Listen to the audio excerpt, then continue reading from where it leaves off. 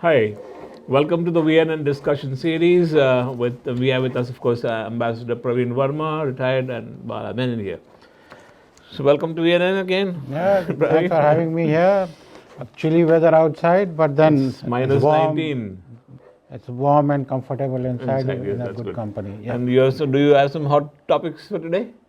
It seemed to be a bit quiet this week. Nothing very hot, but it's it's never quiet. One would say.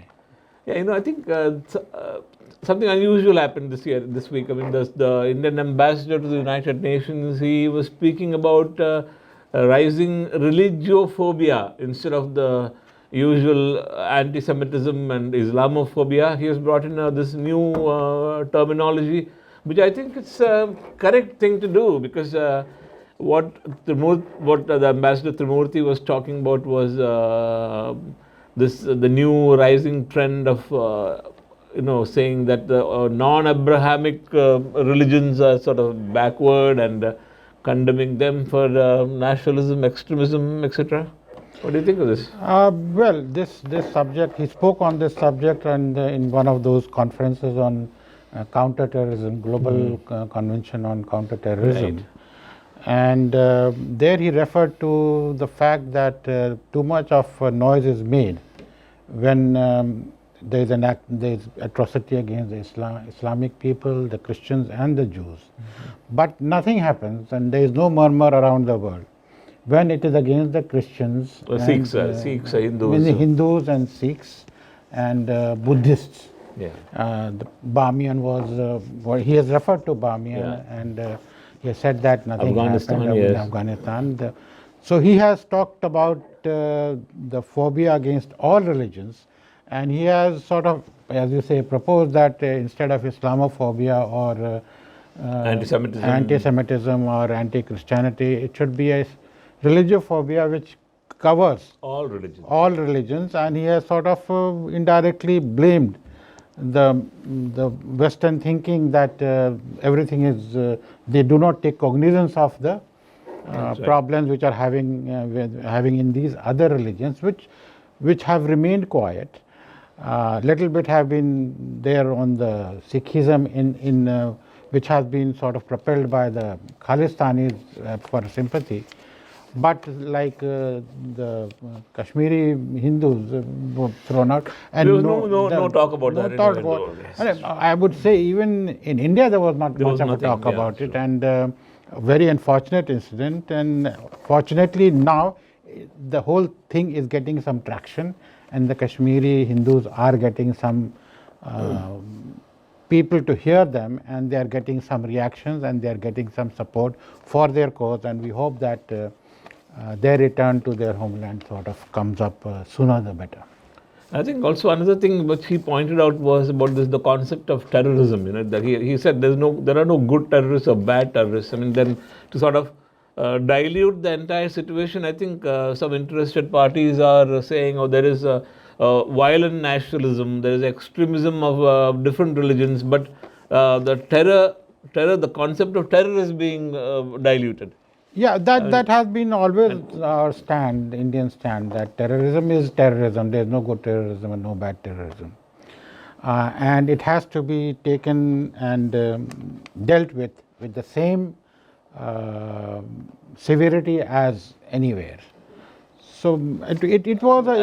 I think maybe he was referring to mainly to the Western media bias, because they say, of course, there's a racial terror, ethnical terror. They classify different terrors accordingly. Some of them are freedom fighters, and some are not. I can't say that to you. You are also a part of the media, but there is a media direction always.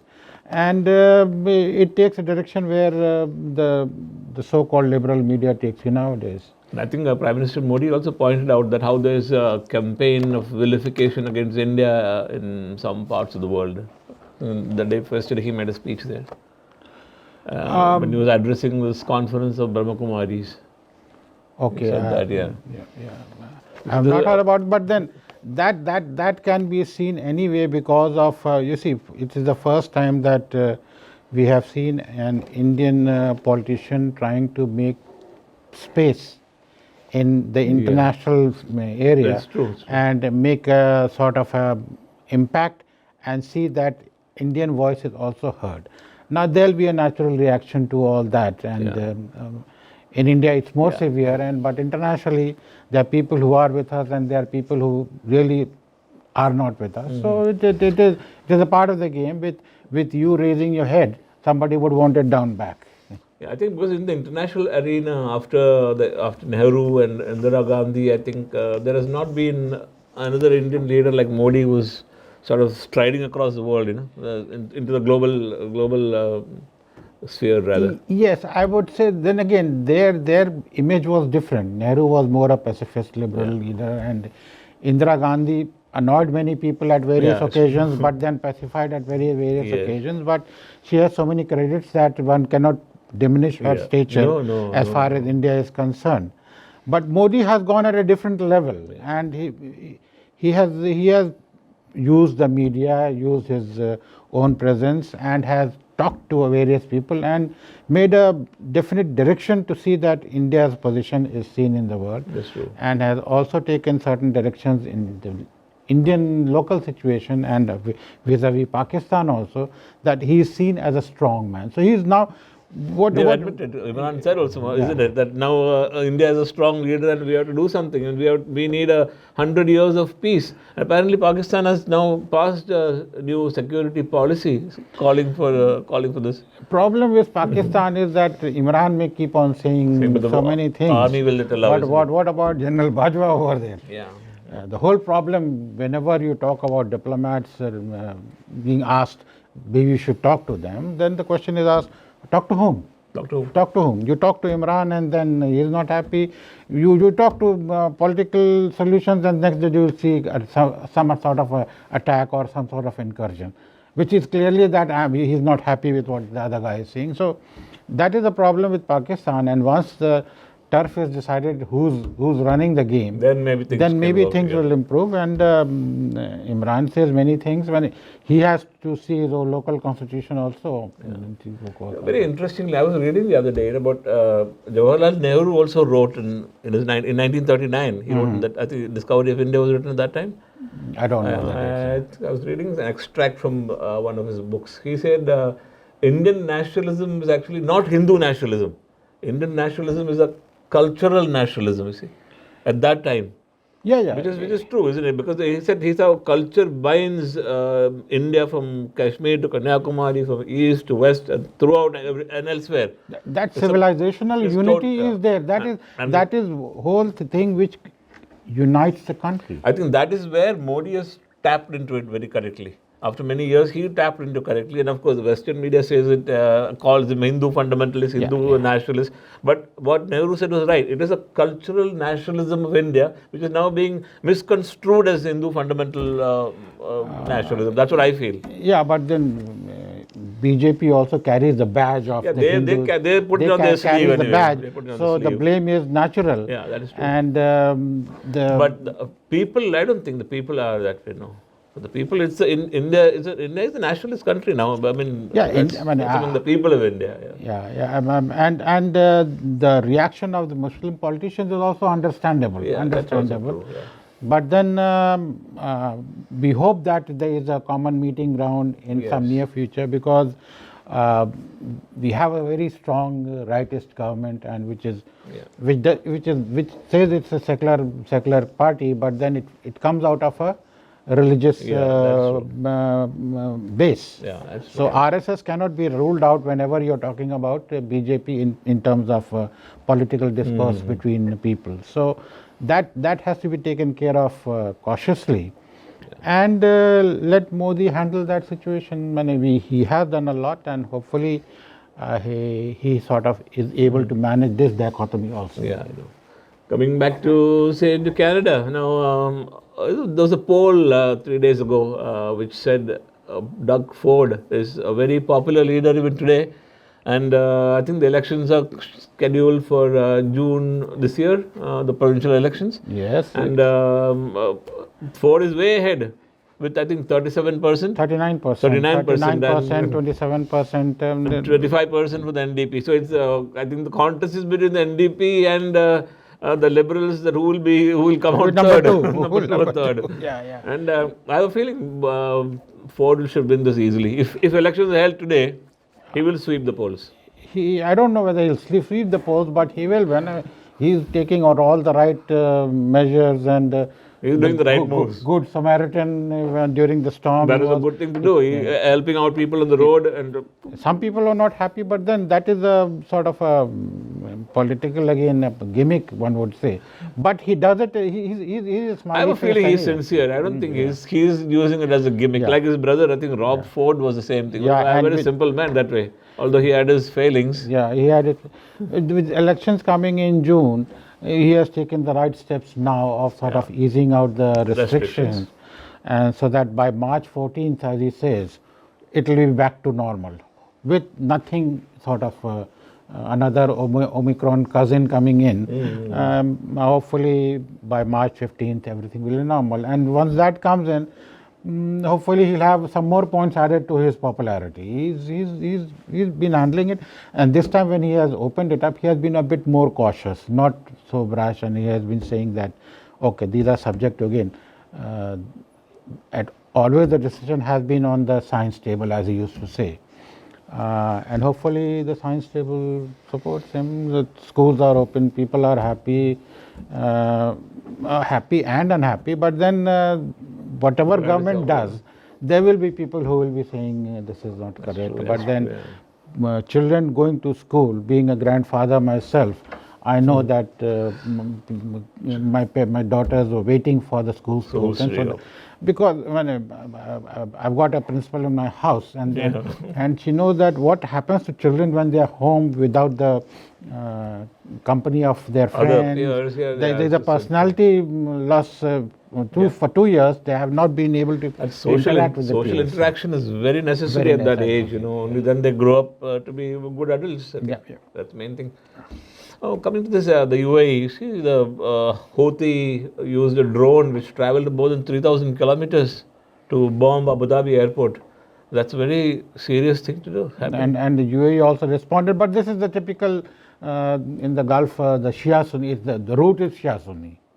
But I like the way they've said. I think the Houthis bombed. The next day, the Saudi-led coalition led a massive bombing strike on. Because they are there. They are just on the border, and they are fully funded. When both UAE and Saudis are great countries, and Houthis are being funded by Iran only, and despite of their distance and their minimal funding, the Houthis have been sort of they're fighting over there. Yemenis are known fighters anyway. And it's a far off country, but then because Saudis are worried of this Shia influence on the other side of their border, that the Saudis are taking control. Otherwise.